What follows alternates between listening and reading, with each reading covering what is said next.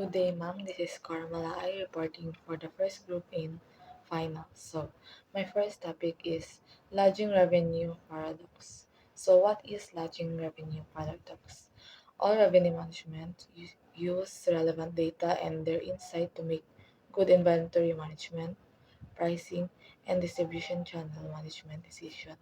So, when you are managing some data, you should make you should use a good insight by having a good inventory management, which is arranging the ins and outs of the products that you are using, pricing, which is you should give a good pricing so your target audience can afford, make sure that they can afford it, and at the same time you won't lose and make profit. And distribution channel management decisions. So you should make your distribution channel accessible to those person who is your target audience. But how do they know if they have done so? The answer will be important to how will you assess your own efforts as well as to the operating statistics others will use to evaluate your performance. So you will know that you are doing a great job in revenue management if you assess your own effort by using statistics. So next is, what is statistics? And statistics is a number or term used to summarize or to describe a larger collection of information. So statistics uses number.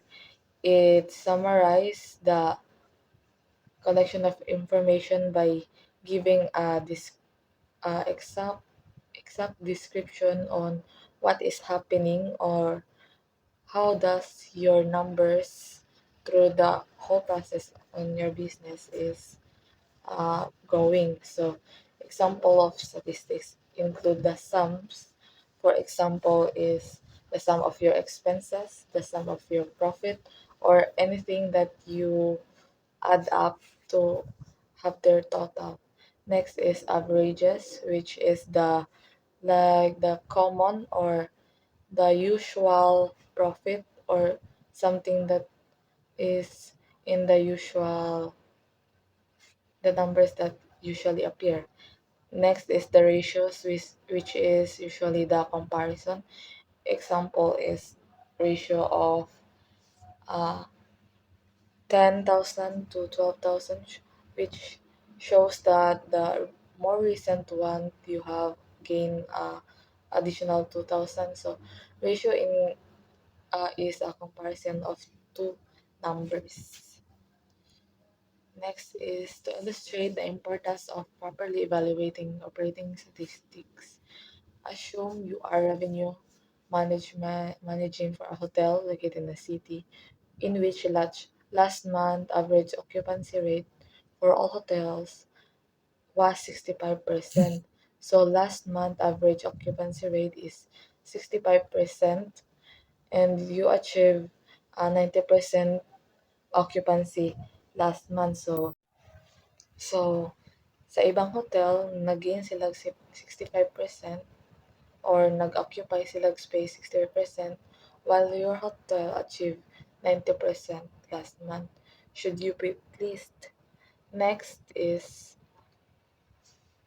assume that you are the revenue management manager for a different hotel located in the city, in which last month average ADR or average daily rate for all hotel in that city was 10,000.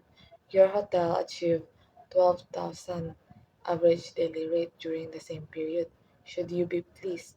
So, if your answer is I simply don't know, then you are correct.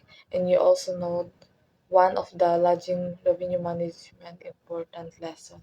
So the important lesson is any evaluation of a hotel's occupancy percent or its ADR without simultaneous assessment of both is meaningless. So kung ang imong gi think or gi kuan ra is gi-compare nimo ang occupancy nimo sa ubang hotels, dili gyapon nimo ingon na nag-gain ka sa imong hotel because you didn't consider the average daily rate. So dapat both yung occupancy and average daily rate dapat i-consider nimo siya simultaneously. Next. So to equitably assess revenue generation in a hotel, occupancy percentage and room rate must be evaluated at the same time.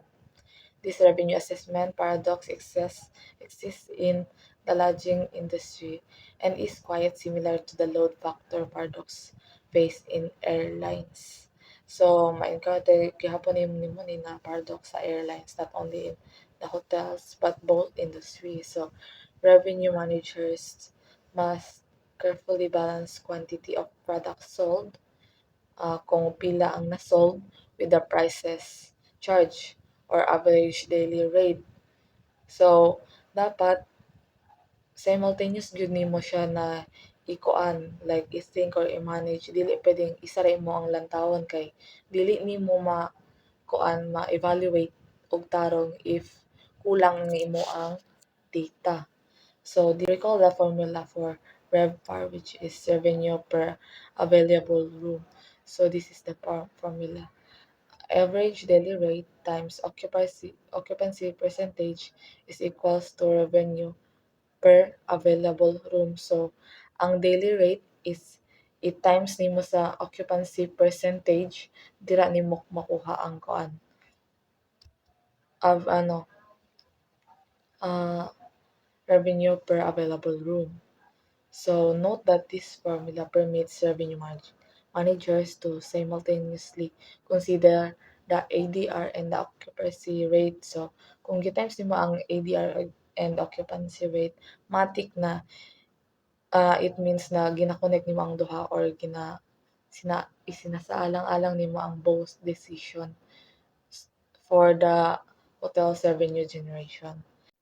So, since mid-1990s, effort and strategies designed to maximize revenue per available room have been a major focus of lodging property revenue management.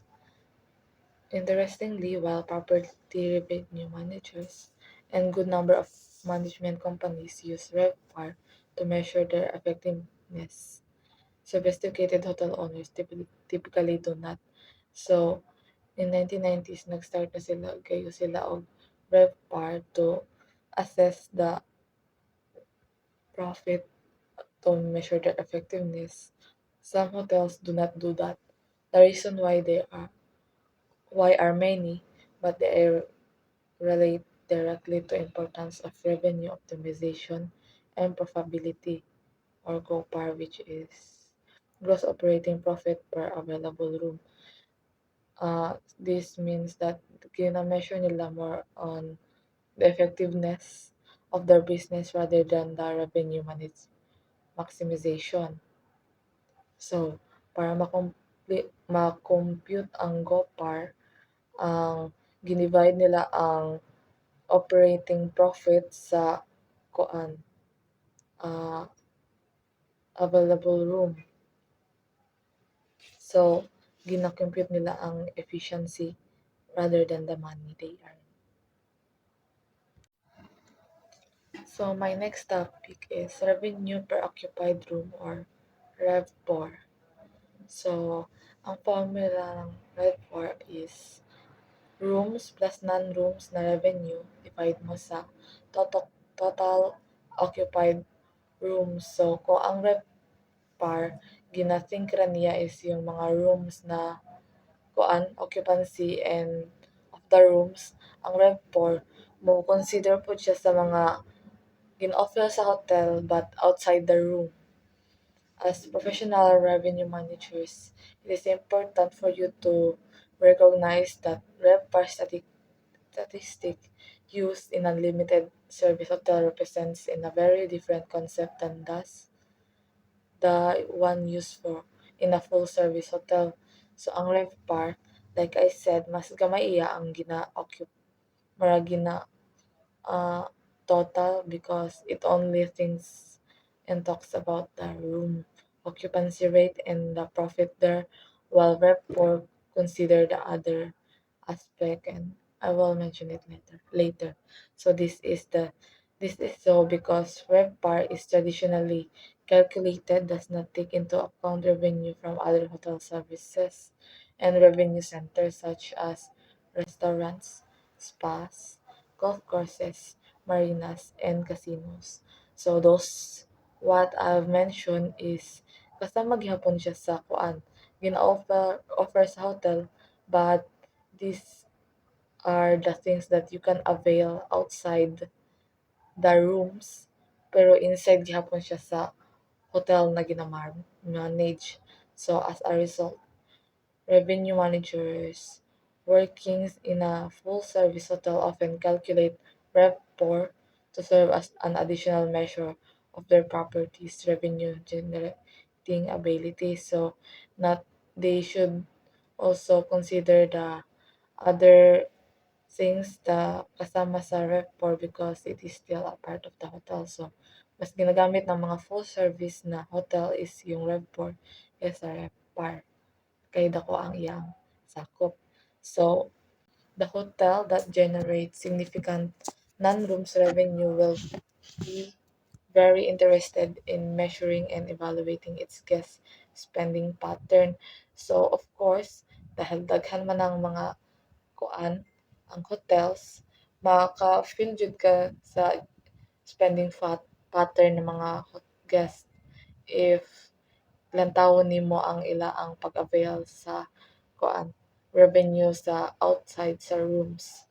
So knowing about this pattern can be helpful. For example, when considering the relative merits of selling rooms to a group that will heavily utilize a hotel meeting space, food service options, lounges, gift shops, and likes, versus selling those same rooms even at higher average daily rate to rooms buyers who are not expected to heavily utilize the hotel's revenue generating facilities. So, dapat when you are offering a room, dapat i-consider po nimo if mo-avail po sila ng mga lounges, gift shop, mga food service kay mas gamay mo ang kita if magsal ka ginaadaw gihapon pero murag dili sila ma-avail gihapon ana, so murag ang imong income low ra ang murag nasa average ra gihapon siya, dili siya moangat since dili sila ma-avail ana. So dapat alamin nimo yung yung pattern ng mga guest spending pattern nila, then you can utilize your kuan like other revenue na source para sa inyong hotel. So uh, as an revenue manager, you should be concerned about all of the revenue generated by your property, not merely revenue generated by room sales. So, yun nga, i-consider mo yung nasa property ng hotel kaysa sa rooms lang. So, dapat ma-maximize nimo ang imo ang investment by selling not only just the rooms but also the other services na gina-offer ng hotel ninyo. So, not every hotel will generate revenue from each of these areas. However, as the number of non-rooms revenue generator increase, their potential impact on RevPOR also increase as well. So, dili man jud tanan na hotel makakuan like tanan na mag-guest ani mo gamit ana. But the more na mogamit sila ng additional na non-room revenue generator, the more na mo increase pod ang RevPOR.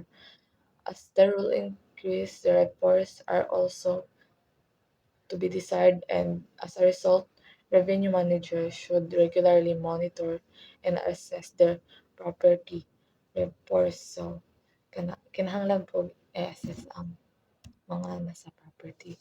Next is, there are two legitimate issues are relevant to the calculation and assessment of report. So, naa siya issues relevant ana sa pag-calculate ana. The first issue relates to occupancy percentage. So RevPOR does not consider the number of rooms sold Conversely, recall the RevPAR calculation are directly affected by a quantity of rooms sold. So kung ang RevPAR nag-direct siya na maka-affect sa quantity sa rooms sold, ang RevPAR dili kayo siya dili siya mo consider sa number of rooms sold lang. In most cases, a hotel that operates with a very high RevPAR but very low occupancy percent will not be profitable.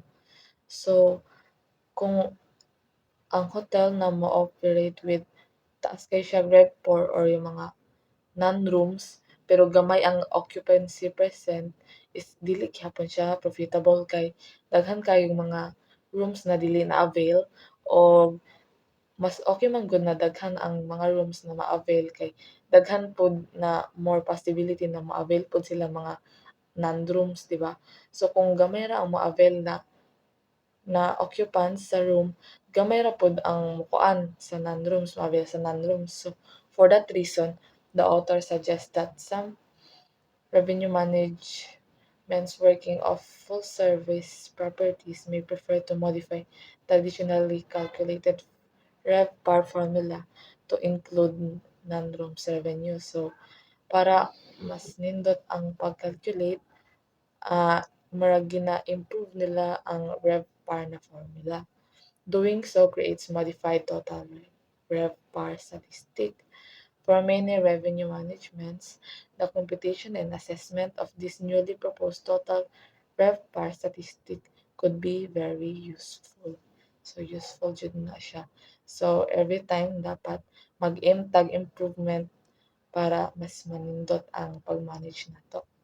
So, ikaduha na significant concern on surrounding rapport is more rapport is more complex and relates directly to the measurement of hotels' profitability rather than its revenue generation. So, ang RevPAR, mas mag-measure siya sa hotel's profitability kaysa sa revenue generation or na-generate lang na revenue. Like, mo kuan po siya sa mga uh, possibilities of profitability. This entire issue can be best understood by considering, yet again, how the airline industry is different from lodging industry. So, lahi dyan ng airline industry sa lodging industry kay bakalag kuan pa na sila like magkadug-ol naa jud na lahi ang lodging industry kay dira magstay ang kuan din ang airline industry kay outside the kuan na rooms or lahi ilang pamaagi. So, These are the lists of common non-rooms revenue services: foods, beverages, meeting space, meeting and convention services, audiovisual service, gift shops, casinos, admissions such as water parks and similar mixed hotel facilities, telecommunications, garage and parking, golf course, golf pro shop, guest laundry, health center and spa services, swimming pools, tennis, tennis pro shop, other operated departments, and lastly is rentals and other income.